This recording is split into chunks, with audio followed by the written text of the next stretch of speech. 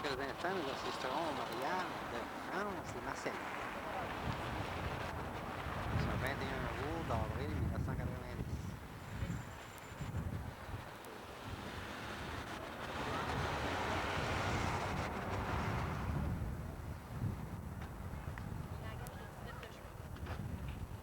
Célébrons le mariage en l'église de Cœur Immaculé de Marie.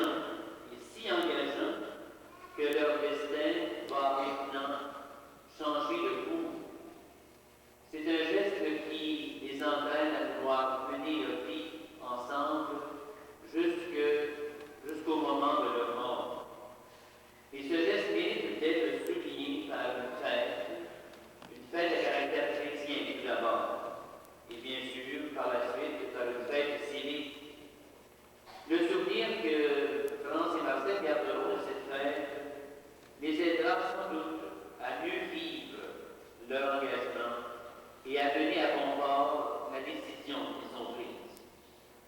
Parce qu'ils croient que Dieu est présent à leur projet de vie à deux, ils ont voulu que cette union soit célébrée dans une église.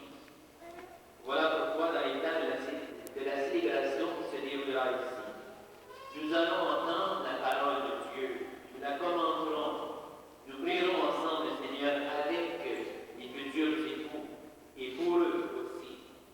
Et enfin, partageant leur joie, nous rendons grâce ensemble dans l'Eucharistie, qui est justement une action de grâce voulue par Jésus lui-même avant d'avoir quitté ses disciples, lui qui a dit « Vous ferez cela en mémoire de moi ».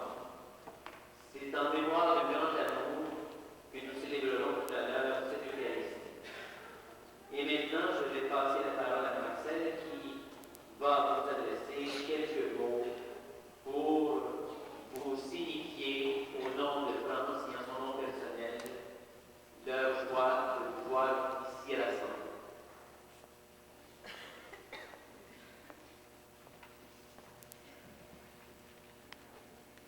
Nous sommes heureux de vous accueillir ici, chers parents et amis, pour partager notre bonheur. Nous espérons que cette journée sera aussi belle pour vous qu'elle sera pour nous. Merci bien.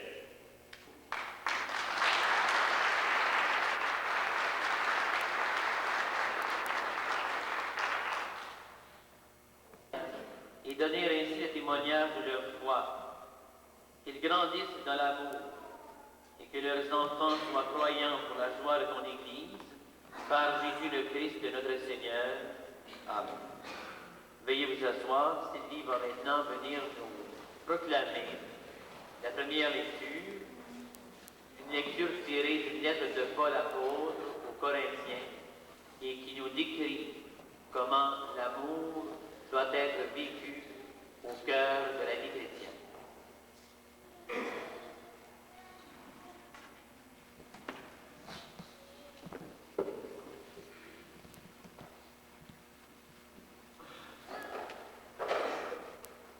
Lecture de la première lettre de Saint Paul apôtre aux Corinthiens. Frères, parmi les dons de Dieu, vous cherchez à obtenir ce qu'il y a de meilleur. Eh bien, je vais vous indiquer une voie supérieure à toutes les autres. J'aurais beau parler toutes les langues de la terre et du ciel. Si je n'ai pas la charité, s'il me manque l'amour, je ne suis qu'un cuivre qui résonne, une cymbale retentissante. J'aurais beau être prophète, avoir toute la science des mystères et toute la connaissance de Dieu, et toute la foi jusqu'à transporter les montagnes, me manque l'amour. Je ne suis rien. J'aurais beau distribuer toute ma fortune aux affamés, j'aurais beau me faire brûler vite, s'il me manque l'amour, cela ne me sert à rien. L'amour prend patience, l'amour rend service, l'amour ne jalouse pas. Il ne se vante pas et ne se gonfle pas d'orgueil. Il ne fait rien de malhonnête, il ne cherche pas son intérêt. Il ne s'emporte pas, il n'entretient pas de rancune. Il ne se réjouit pas de ce qu'il est mal, mais il trouve sa joie dans ce qu'il est fait. Il ne supporte tout, il fait confiance en tout, il espère tout, il endure tout. L'amour ne passera jamais. Parole du Seigneur, gloire à Dieu. Et je n'ai pas l'amour, je ne suis rien.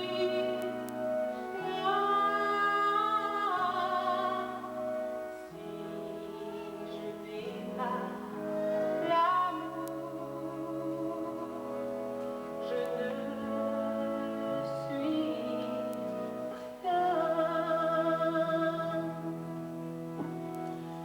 J'aurais beau parler toutes les langues, j'aurais beau connaître l'avenir, j'aurais beau chanter la joie du monde, j'aurais beau me donner, tout donner.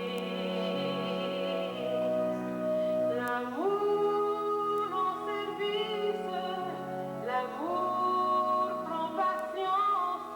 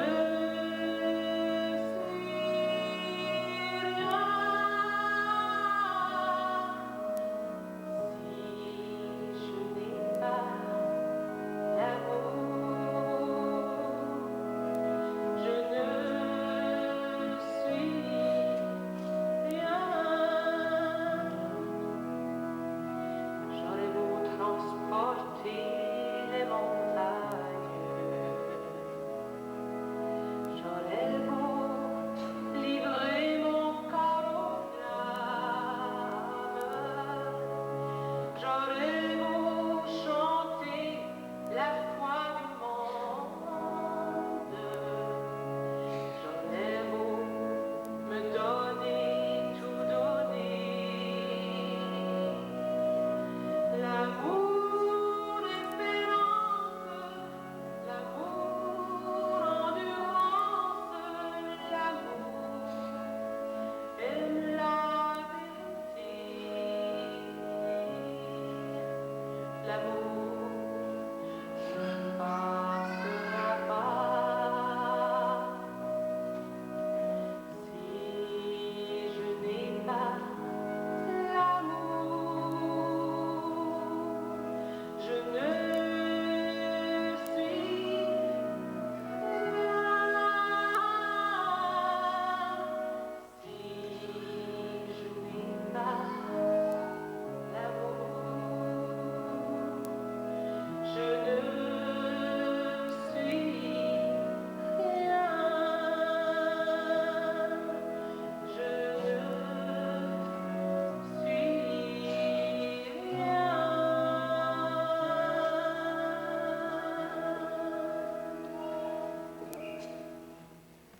Évangile de Jésus-Christ selon saint Matthieu.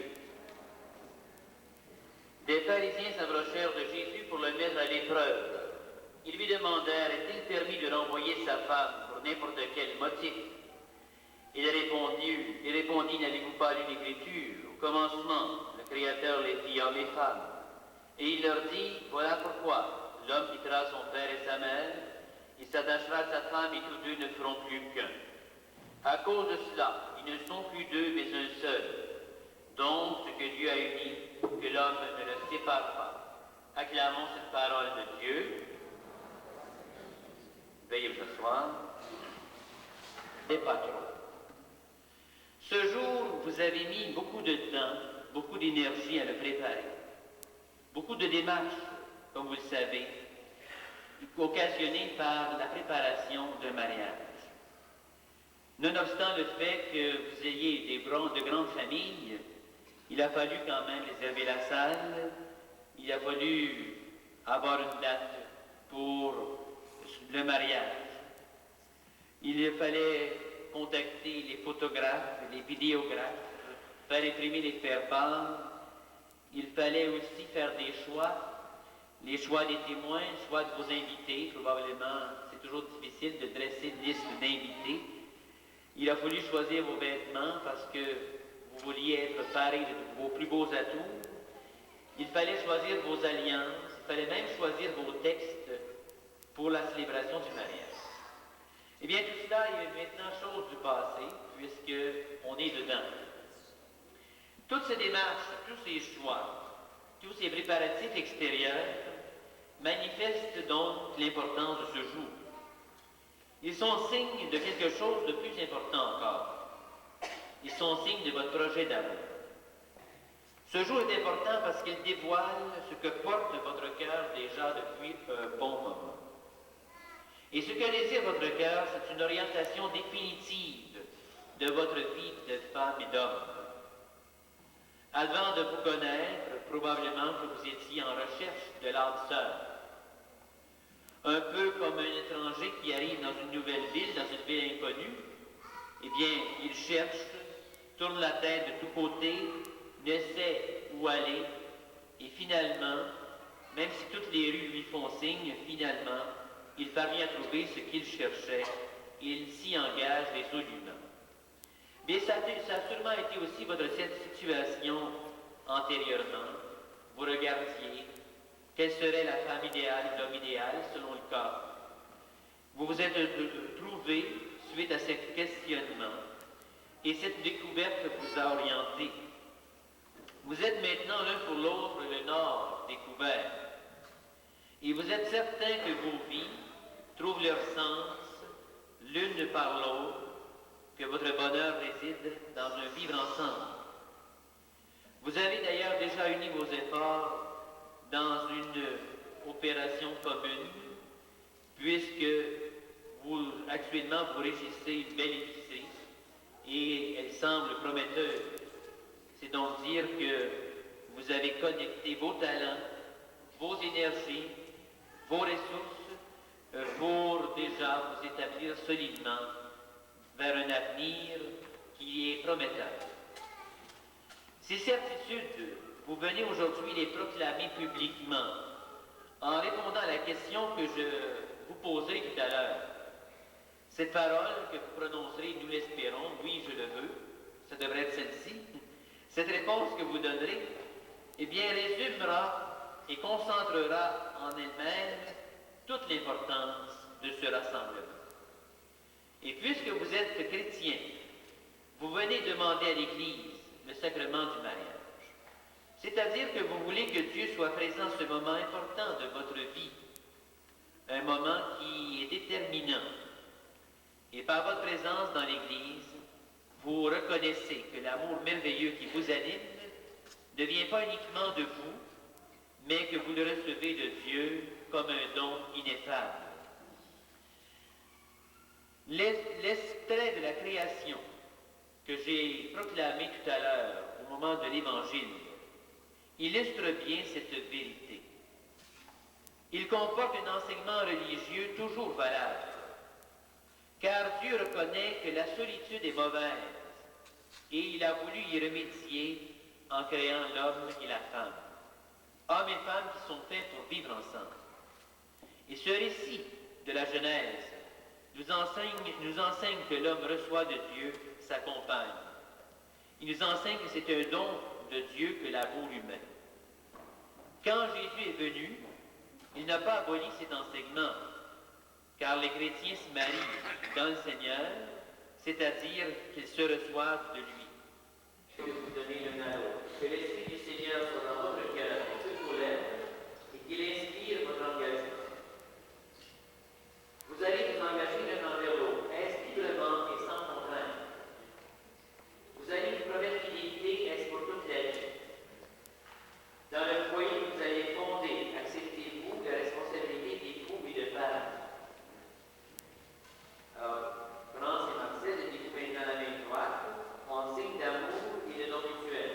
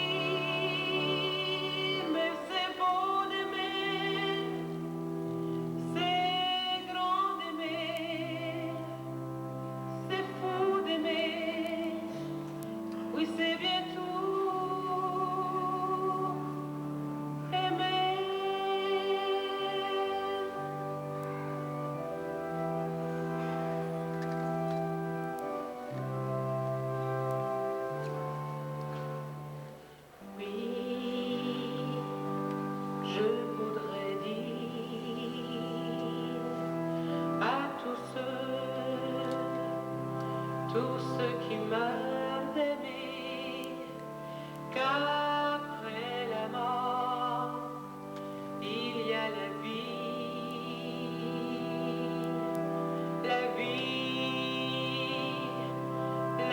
plus belle, remplie de joie, remplie d'espoir, remplie de tout, oui de tout, d'aimer.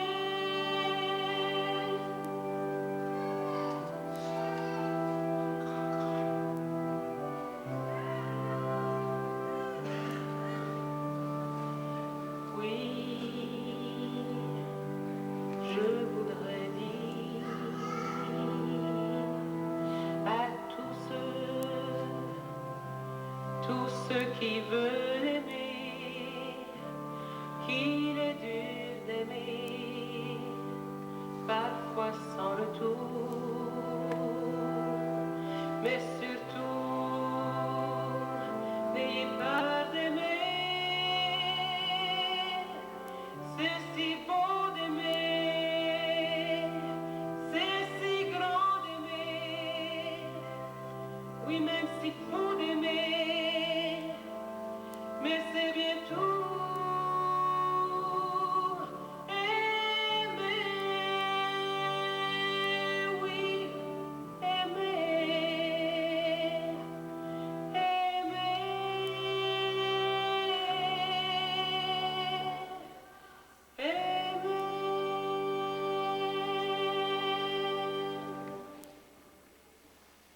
Prions ensemble au moment d'offrir le sacrifice de toute l'Église. Sois favorable à nos supplications, Seigneur, accepte avec bienveillance l'offrande que nous te présentons en priant pour France et Marcel, par cette Eucharistie que grandisse leur amour et qu'ils t'aiment davantage, par Jésus le Christ notre Seigneur. Le Seigneur soit avec vous. Élevons notre cœur. Rendons grâce au Seigneur notre Dieu. Vraiment, il est juste et bon de te rendre gloire, de t'offrir notre action de grâce toujours et en tout lieu, à toi, Père très saint, Dieu éternel et tout-puissant. Car tu veux que l'alliance entre les époux soit un lien irrévocable d'amour et de paix, et que la fécondité du foyer chrétien augmente le nombre de tes enfants. C'est ton plan de salut, Seigneur. C'est la grâce admirable de tes sacrements qui enrichit à la fois l'humanité et l'Église, car toute naissance ajoute à la beauté du monde et la nouvelle naissance fait grandir ton peuple saint par le Christ notre Seigneur. Par lui avec les anges et les saints, nous disons l'hymne de ta gloire. Sans fin, nous proclamons Saint, Saint, Saint, le Seigneur Dieu de l'univers. Le ciel et la terre sont remplis de ta gloire. Hosanna au plus haut des cieux. Béni soit celui qui vient au nom du Seigneur. Hosanna au plus haut des cieux. Toi qui es vraiment saint, toi qui es la source de toute sainteté, Seigneur, nous te prions. Sanctifie ces offrandes en répandant sur elles ton esprit, qu'elles deviennent pour nous le corps et le sang de Jésus le Christ, notre Seigneur. Au moment d'être livré et d'entrer librement dans ta passion, il prit le pain, il rendit grâce, il le rompit, il le donna à ses disciples en disant, prenez et mangez-en tous, ceci est mon corps, livré pour vous.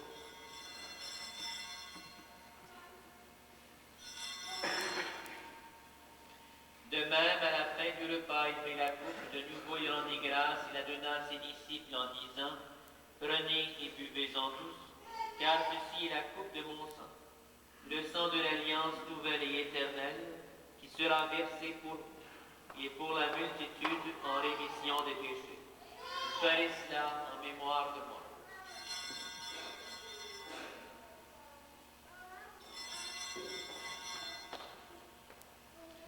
Il est grand, le mystère de la foi, un esprit, d'honneur et de gloire pour les siècles des